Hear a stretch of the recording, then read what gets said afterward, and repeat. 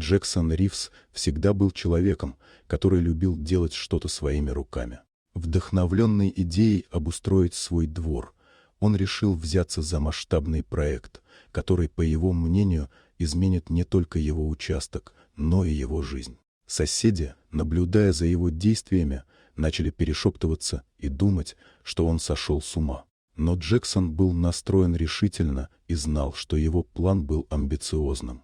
Он приобрел 20-футовый контейнер для перевозки грузов и установил его в заранее подготовленную яму. Контейнер был плотно закрыт и установлен на прочную бетонную основу, что придавало ему необходимую устойчивость. Джексон задумал создать подземный бункер, который мог бы служить не только хранилищем, но и безопасным местом для отдыха.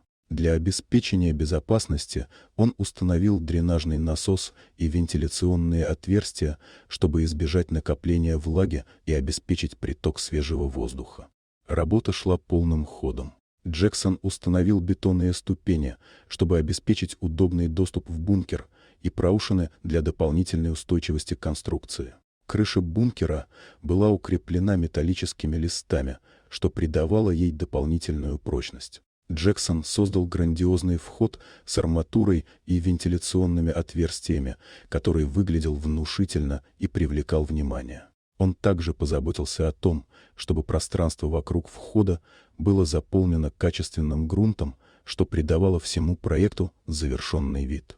Бункер был готов к использованию и мог служить для хранения вина, бурбона и других ценных вещей. Джексон не только вложил много сил в строительство, но и начал делиться своими советами по безопасности и строительству бункера с соседями и друзьями. Он также предложил добавить навес над входом, чтобы защитить его от непогоды. В 2017 году интерес к строительству бункеров в стране значительно возрос. Джексон потратил около $12,5 тысяч на свой проект, что он считал разумным вложением. Он заметил, что многие люди обращаются к специализированным компаниям для строительства бункеров, и это стало настоящим трендом.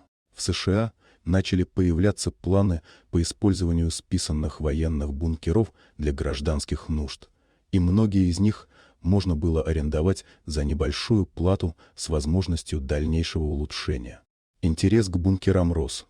Если в 2011 году было продано всего 10 бункеров, то к 2019 году этот показатель значительно увеличился.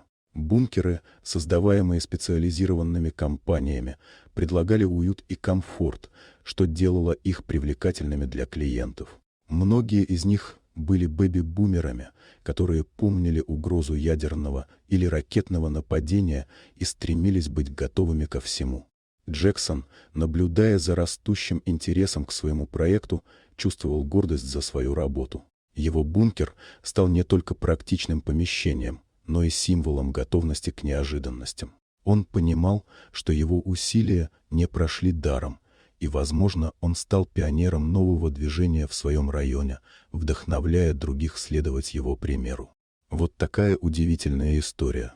Дорогие друзья, если вам понравилось видео, поставьте лайк, а также подписывайтесь на канал, где найдете еще много интересного.